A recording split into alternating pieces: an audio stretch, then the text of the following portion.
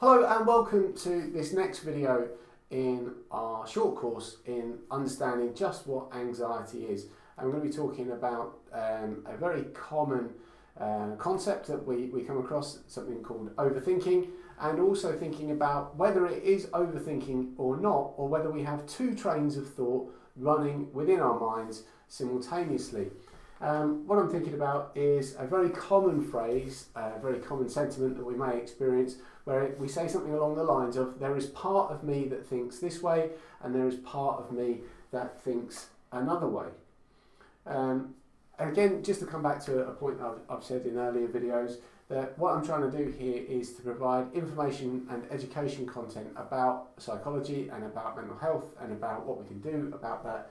I don't see this as a replacement for individual or one-to-one therapy, but it is something that can run alongside that to help get the most benefit from one-to-one therapy, or give you some tools and foundational stuff to help you to get a better understanding of your own psychology and your own mental well-being. So there is a part of me that thinks this way, there is a part of me that thinks another way. Keep that concept in our mind. What a lot of times people would come to me and in terms of their experience of anxiety would describe that as overthinking. Maybe I'm overthinking it. Well, let's see if we can change that a little bit to think about our anxiousness and our worries and our anxiety. That first off, that if we are thinking constantly, continuously about something, it is because it is important to us. It has value and meaning and substance. It deals with the things that we want and that we need within our life. So if we find that we are overthinking, to use that phrase, about something, let's ensure that whatever the thing that we're thinking about, whether it's a relationship, whether it's our financial positions, whether it's our career goals, whether it's about relationships with our significant other or our parents or our children, these things are important. They're foundationally important to us as human beings. So instead of thinking about it as overthinking, that this thing, whatever it may be, is in the forefront of our minds because it has real meaning, real value and real significance to us. So to try and use that as the jump off point to give the subject of our so-called overthinking sufficient weight and gravity in our life. I don't believe that it is overthinking. I believe that what we're doing is something I'm going to call double thinking. That we have part of ourselves that thinks one way about something and part of ourselves that thinks another way. And the way that you can test this for yourself is, are you using the word but in the middle of a sentence? I'm just going to throw out some kind of tongue-in-cheek, light-hearted examples just to give you a sense of the types of areas that we might be thinking. I love my partner, but they drive me around the bend sometimes. I don't like my job, but I need it to pay the bills. I love my kids, but it's difficult being a parent. I love my parents, but sometimes they make me feel bad. These are the types of sentences where we've got a conflict arising. We can see that there are two trains of thought manifesting either side of that word but, that we have part of ourselves that thinks one way in a logical, rational, intellectual, cognitive way, and perhaps we have another side of ourselves that is approaching this more from a feeling, a meaning, an emotional sense. So if you've ever said to you that there is part of you that feels this way and part of you that feels another way, then you are certainly not alone. I've become fascinated in this topic almost exclusively because that really reflects my experience, that sometimes I'm thinking one way about a topic, but then there's something holding me back in the middle. There is a whole load of psychology around this now, and there is also, we can track it all the way back throughout human civilization, and for all of those that have thought deeply about the thoughts that they're having and the experience of being conscious and the experience of being a human being, come up with a similar train of thought, a similar principle. And I'm going to go through some of those with you now. So the idea that there is the devil on one shoulder, the angel on the other, this very almost archetypal image that we have in children's cartoons, that there are these two voices playing out within our minds. So first off, we may refer to that as mindset. we often strive and want to have a positive mindset. Yep, absolutely understanding of that. In the most recent psychological studies that I can find, a psychologist by the name of Carol Dweck in the United States came up with the idea that there is a growth mindset in all of us, i.e. the positive mindset, and a more fixed mindset. That we can, if we move towards having a growth mindset, that we are able to undertake and face the challenges of our life. If we have fixed and rigid thinking, then that becomes very difficult. So modern neuroscience, modern psychology is looking at this in a similar way. We can then go further back. A therapeutic discipline called internal family systems that was developed by Richard Schwartz, PhD, started in the 1980s. Fascinating stuff. His book, No Bad Parts, is a really fascinating, useful, interesting read. It changed my life personally and professionally in terms of the way I approach mental health. Talks about there being different parts of our psychology, that we have a manager, somebody that is very positive, protective, conscious and cognitive, that we have a protective element, sometimes called a firefighter, and then we have an exiled part, a part of us that we don't want to go near, we don't want to acknowledge. It's a really useful tool in terms of how we approach the different mindsets that are going on the inside, and it really was formed the jump-off point, the start point, the foundation of how I've put together this course. We can go back a bit further, attachment theory, how we attach and the relationship we have from the moment we are born to our immediate caregivers, our parents in statistically normative situations, how that informs and directs the different types of relationships that we have in our adult life. It may be that we have positive relationships with certain people and we have relationships that are less healthy with other types of people, that we can have different parts of ourselves, different ways in which we approach our different relationships based on how our experiences growing up and what relationships mean to us on the inside. We have Carl Rogers, who, if you've ever had traditional counselling, as I'll call it, where you are with a counsellor, lots and lots of counsellors through organisations like the BACP will be trained in this humanistic approach, and this goes back to the 50s and 60s. Carl Rogers found that we have an ideal future self, how we would like to see ourselves, and where we are moving into in our lives, and we also have a side of ourselves which is our actual and emotional self right now, and that when those two parts are brought together, that we feel in a state of congruence, and when those two parts are too far away from each other, then we feel discomfort, in a state of incongruence. And again, that's formed part of what I'm going to go through with you in just a few moments.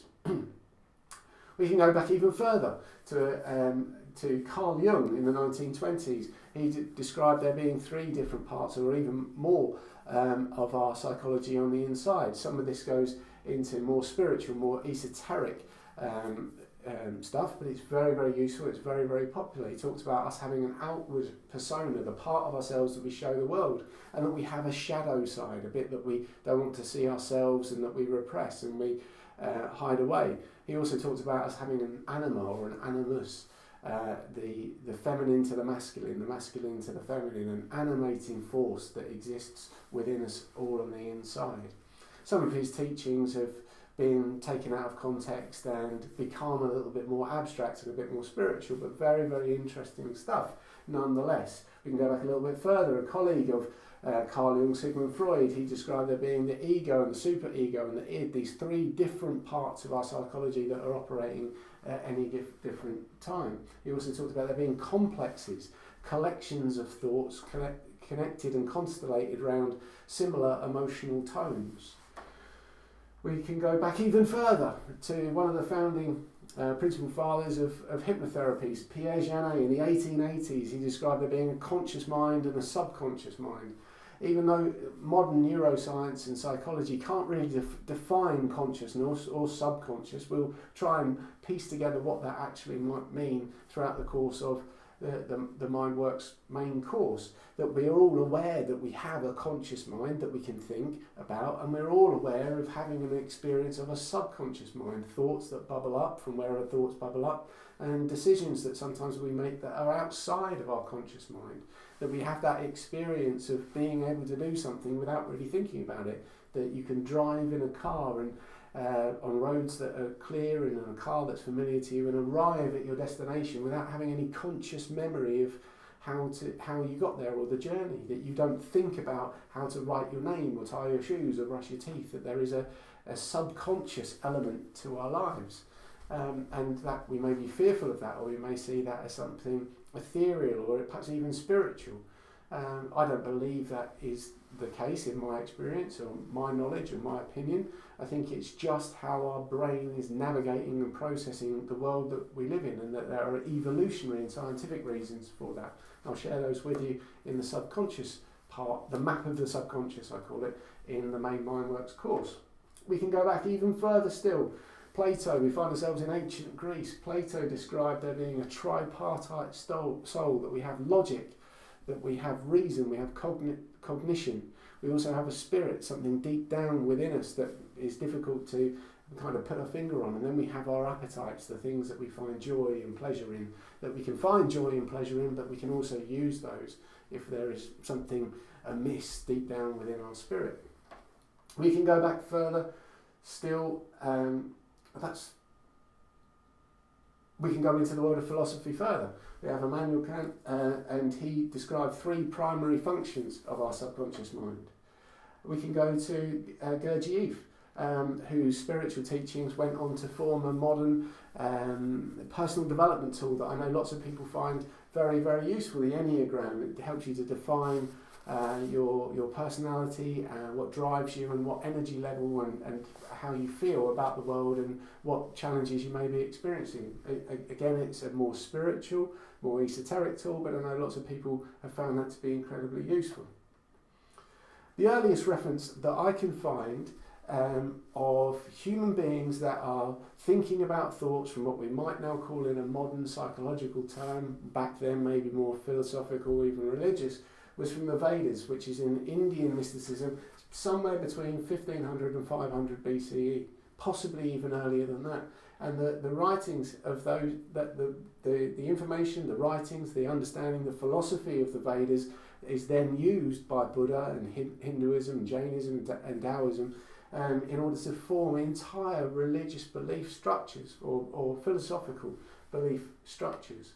It talks about there being a drive state in all of us for long-term health, long-term satisfaction, long-term contentment and peace, but also being a drive state towards immediate pleasure, immediate enjoyment in life. So what is actually going on? I think that there are 4 parts to our psychology. I'm going to go through those with you now. I think there is a you, there is an essence, there is a soul, there is a spirit, there is a consciousness. However you want to define that, there is something deep down on the inside within all of us, which is us. It is very difficult to define, it's very difficult to put your finger on. There is an essence, there is a true self. However that presents itself to you, there are things that are you and that are me that are simply a Craigness, that they appear and manifest in all aspects of my life, and that I couldn't put my finger on it exactly or specifically, but I know what it is to be me, and you know what it is to be you.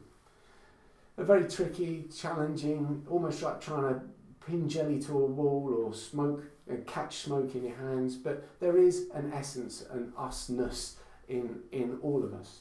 And sometimes it feels like that's bogged down in the minutiae of life. It may be bogged down in anxiety or fear or worries or all of the trappings of modern life. But underneath it all, there is something that is us and us only, and it is there, and it is a constant throughout our lives. You can also think of it from a more scientific perspective, if you like. That is our executive function. It is our conscious mind. It is where we do our rational and our logical thinking. It is the part of ourselves that can hear those voices on the inside, the part of us that is the angel on the shoulder and the devil on the shoulder. It is that section of our mind that we are able to inform and direct and control. Okay, so we've got the first part of our mind, which is us, the conscious element, the executive function, and the essence, the soul, the spirit, the whatever, however you want to think of it, that is entirely up to you and entirely personal and private to you. So we have that, and it seems to me that we get to use that part of our mind not as much as we might think, that oftentimes we have these other voices, these other narratives that are playing out within the privacy of our minds. We have what Carl Rogers would describe the ideal, the future self, how we want to be, how we should think, how we would think if this thing just happened, that we could do this, if we just did that, that this voice that is calling us into the future, if you like, of how we want to be, what it is we're going to do, how we want to see ourselves, how we want to see our relationships. And that is important because we need to know where we're going. We need to have an idea of the general direction of travel. It's a great thing to have, and we shouldn't want to get rid of it. We shouldn't want to dismiss what is coming from there, because there will be logic and reason and cognition and thought that is useful in terms of the general direction of our life. However, when that part of ourselves gets too far away, too far into the future, it can start to apply pressure on us. It can start to tell us, it can start to berate us for not being where we need to be right now. So we have this future self, that when that's nearby and it's working with us, when these two parts are working together, then we get a sense of, we are going the right way in our life. If this part is too far away, or its ideas are not grounded in the present moment, then it can just feel like we're under pressure from ourselves on the inside for not being where we want to be in the future. We then have a second part, which is our actual and our emotional self. Now, again, this can be what is really going on for us right now. It can be all of our experiences over the course of life. You could think of it as all that has happened to us over time. It is the part of ourselves that we may not show in all aspects of our life. Now, there will be times where your ideal and actual self are merged in what Carl Rogers would call a state of congruence, where you feel comfortable with who you are right now in the external world, the part of the world that you're, part of yourself that you're showing to the world, and that you're with people or in situations where they know you, they know who you actually are deep down, and they get a sense of your true self. It could be when you're with a good friend and you're talking about good old days and the conversation is flowing easily. There's no pretense, you don't have to put on a show. That person knows you and you know them, and you can be completely comfortable in their company. And we have this kind of setup where you know how to be in this person's company, they know how to be with you, and they know a bit about you on the inside, your fears, your hopes, your aspirations, the things that you've gone wrong, and there's that reciprocal respect and relationship and connection, and that it's all kind of sings together, it all comes together in unison. It feels very comfortable, very natural. There's no pretense or forced nature of the relationship. However, that's not always the case. We could find ourselves where how we want to be, the part that we want to show the world, is getting away from us, or it's not quite where we're at. And the things that we don't want to show the world, or we don't want to see for ourselves, we're trying to conceal those. We're having to pour lots of energy into how we want to be, how we want to show the world. And we're also having to pour lots and lots of energy into trying to conceal what we don't want to show the world. This gap between who we are on the outside and who we are on the inside starts to emerge. And the bigger that gap, then we have to create a third position. We have to create something to protect ourselves. And a third element will creep in, and I call that the protective self. This is being in a state of, Carl Rogers would call a state of incongruence, that in that internal family systems, that we would start to have a firefighter, is something that will step in and create a break between this system to try and bring it all back together. That if we feel that we're not being authentic in the outside world, or we're having to repress and suppress who we feel that we actually are, then our brains will alert us to that with this protective self. And commonly, if you're here, it's most likely because this is your experience of anxiety. For others, it may be the experience of anger. For the others, it may be the experience of low mood. Now, the bigger the gap, the bigger the need for a protective self, and the bigger and more intense that experience will be. And it is at this stage, when that gap becomes incredibly big, that we may need to start to develop further coping mechanisms, further strategies. And that may be procrastinating, it may be, for others, it may be drinking, or it may be drugs, or it may be gambling, or it may be sexual behaviours, it may be or it may be using food in a medicinal, self-soothing way. It could be any number of things that start to change our body's chemistry on the inside in order to try and make us feel a bit better from a physiological standpoint. So our anxiety is this protective state. It is an alarm system that is trying to bring who we are trying to be in the outside world and who we actually feel that we are on the inside back together, because the two things aren't correlating. They're not together. They're not in this glued state of congruence. So those protective patterns, most commonly where we feel overwhelmed, we feel anxious, maybe procrastinating, that we feel glued to the spot, that in taking no action may be a better course of action for us overall, that if we just stay put and stay in our little zone, then we can't do ourselves any more harm, and we can hide away from the world a little bit. It may be that is how our anxiety comes up to the surface, how it may manifest in the first instance, because on the inside we know that there is this big difference between who we are trying to be, how things should be, how things would be, how things could be if this just played out that way, to how we actually feel on the inside. For others it may be low mood, for others it may be anger, and then we may develop these patterns of relieving some form of discomfort. Whatever that may be, it may be social media, it may be food, drink, drugs, sex, gambling, all of that other type of stuff. So if we try and start to think about the experience of anxiety in a protective way, it's often described as fight or flight, and we could think about fight or flight as being the physiological driver to get us out of a life or death situation. But if we think about it here from a more psychological perspective, that it is an alarm system that is attempting to bring our attention to the fact that we've got these two trains of thoughts going on at the same time, and that it is consuming that conscious part, who we actually are at any time. These three different voices that are going on in our mind, these three different mindsets, are trying to communicate to this part deep down on the inside that things aren't going the way that we expected, wanted, or hoped. So there you go, that's it. That this concept of there being these different versions of our mindset and understanding how they are operating together is a core and foundational part of how I work with clients. If it resonates with you about understanding how these different parts of ourselves form and develop over the course of our lives, how we can communicate with them as if they are different people on the inside in our own inner world, and how in understanding the needs and objectives and wants and aspirations and hopes and desires of all those different parts, and getting to know ourselves, getting to understand our true self, the essence of who we are, what it is that we want for our lives. If that resonates with you, then please do come along and work with me throughout this course or on a one-to-one basis.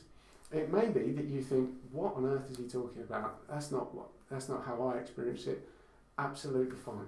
These are just theories, my opinions, this is my approach. It may be that it doesn't resonate with you, and that's absolutely fine.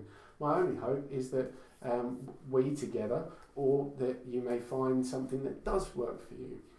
In nearly a decade of clinical professional experience, and in working with on myself, this has been the most useful tool, the most powerful tool in understanding myself and in others, and my own experience of anxiety, but not just that, more broadly, my own experience of life as to who I'm trying to be, who I actually feel on the inside, and what happens when the system, if you like, on the inside breaks down.